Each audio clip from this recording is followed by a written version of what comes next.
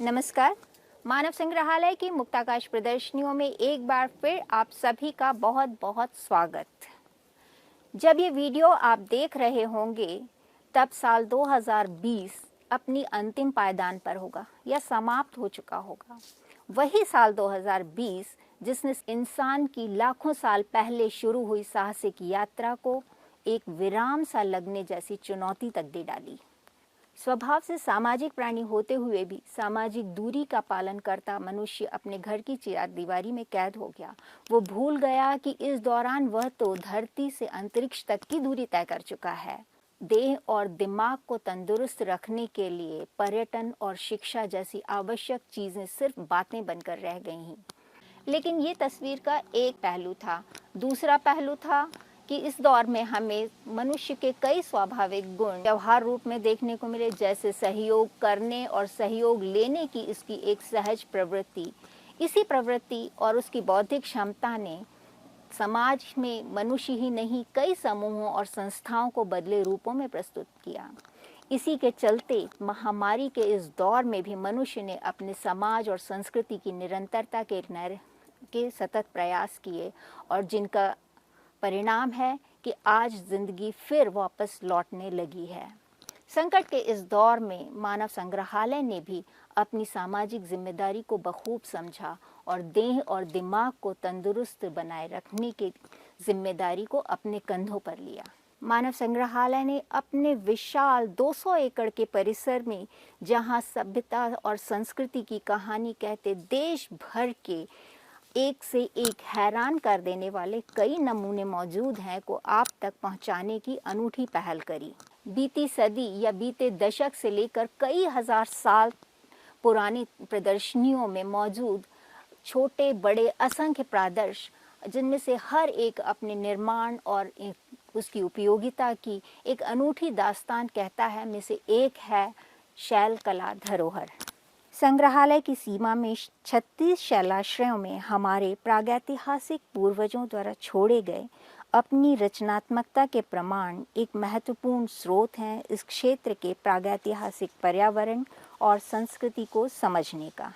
विश्व धरोहर भीमबेटका के समरूप, लघुरूप या व्याख्या केंद्र की तरह प्रस्तुत प्रदर्शनी के इस भाग में ही केवल 11 गुफाओं में अलग अलग फॉर्म्स और पोस्चर्स में स्पष्ट और अस्पष्ट 350 से भी ज्यादा मानवाकृतियां और 175 पशु पक्षीय संपदा अंकित हैं और मनुष्य की उस साहसिक यात्रा के शुरुआती दौर की कहानी कहते हैं। प्रदर्शनी के प्रवेश द्वार पर ही शैलाश्रय क्रमांक 22 में कुल 11 मानवाकृतियां हैं, जिसमें से 3 स्पष्टतया स्त्रियों की हैं जबकि अन्य 8 मुखौटाधारी मानवों की हैं। इसके पास ही गुफा नंबर 21, जिसमें मानव आकृतियों की प्रचुरता है किंतु प्रायः सभी अस्पष्ट हैं। इसका मतलब कि वे स्त्री हैं या पुरुष या विभेद नहीं किया जा सकता है। इसके साथ ही इसमें 17 ऐसी पशु आकृतियां भी हैं जिन्हें पहचाना नहीं जा सका है। मध्य पाषाण युग और उसके बाद के कालखंडों में रचे गए ये शैल चित्र अपनी शैली और प्रतिमानों की समानता के कारण अन्य शैलकला स्थलों से समानता रखते हैं, किंतु कतिपय पशु पक्षियों के चित्र इस जगह को खास तो बनाते ही हैं, साथ ही कुछ ऐसे तथ्य भी प्रस्तुत करते हैं कि हम तत्कालीन पर्यावरण से आज के पर्यावरण की भिन्नता का अनुमान लगा सकते हैं। तितली का चित्रांकन शैलाश्रयों में बिरले ही देखने को मिलता है।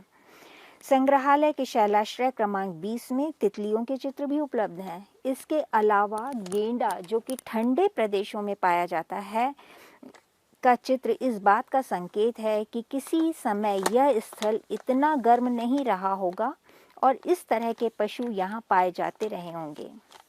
शैलाश्रय क्रमांक 18 और 17 अपने आकार में तो बड़े हैं ही, साथ ही इनमें चित्रों की बहुलता, विविधता और विशिष्टता भी कुछ अलग संकेत देती है।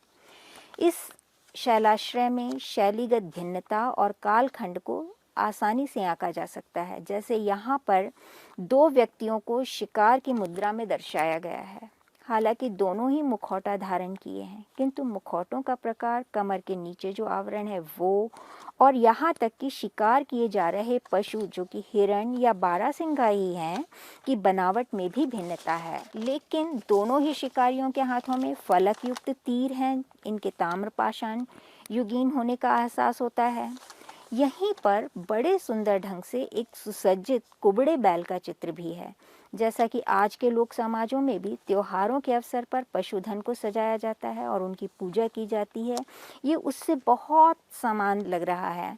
यहीं पर एक और दाहिने छोर पर जहाँ जानवरों का झुंड है, उनमें भी बैल और भैंस जैसे पालतू पशुओं का चित्रण है। इससे संभावना बनती है कि इन चित्रों का संबंध पशुपालक जनसंख्याओं से था और पशुधन की वृद्धि के लिए अनुष्ठान किए जाते रहे होंगे। शैलाश्रय क्रमांक 15 में एक बड़ा ही अर्थपूर्ण संयोजन देखने को मिलता है, जिसमें मानव आकृतियों को खड़ी और उसी को काटते हुए दूसरी आकृति को जमीन पर पड़ा दिखाया गया है। ऐसा लगता है कि एक जीवित व्यक्ति खड़ा है और नीचे मृत व्यक्ति का शरीर है। संभवतः इसका अभिप्राय या संबंध किसी डेथ राइट से रहा होगा। शैलाश्रय क्रमांक 12 में एक व्यक्ति गाय की पूंछ पकड़े हुए दिखाया गया है, जिससे हमें ऐसा महसूस होता है कि तत्कालीन संस्कृति में भी वैदिक अवधारणा का कुछ संपुट था या उससे जुड़े हुए किसी अनुष्ठानिक क्रिया को वहां दर्शाया गया है। शैलाश्रय क्रमांक 14 में कुल 65 मानवाकृतियां हैं, जिनमें से 60 अभेदलिंगी या अनआइडेंटिफाइड हैं, जबकि कुल 5 फीमेल फिगर्स हैं, जिसमें से एक को मानव संग्रहालय के प्रतीक चिन्ह के रूप में लिया गया है। नृत्यरत या फिर चलायमान मुद्रा में इस मानवाकृति की शारीरिक भंगिमाएं गतिशीलता और निरंतरता का अनूठा संदेश देती हैं, मानो कह रही हूँ चलते रहना ही जीवन है। शैलाश्रयों के इस सिलसिलेवार सफ़र पे हमने इंसान को ग्रुप एक्टिविटीज़ में इन्वॉल्व, कहीं उसे खास क्रियाएं करते हुए, कहीं शिकार करते हुए, कहीं प्रकृति का पोषण करते हुए, तो कहीं अनुष्ठानिक कर्म करते हुए देखा, कहीं त्योहार मनाते हुए और कहीं नाच गाना करते हुए देखा। ये चित्र जगत हमें बार बार याद दिलाता है कि इंसान और प्रकृति का एक अनूठा सामंजस्य रहा है।